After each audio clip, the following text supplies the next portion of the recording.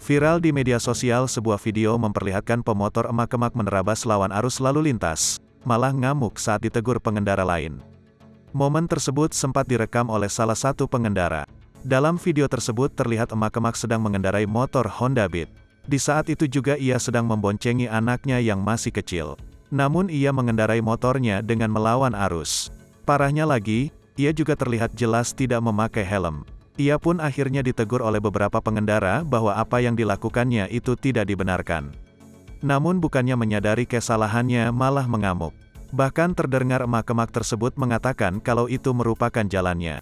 "Apa? Jalan punya gue, ngapain lo?" bentak si emak terhadap pengendara yang menegur.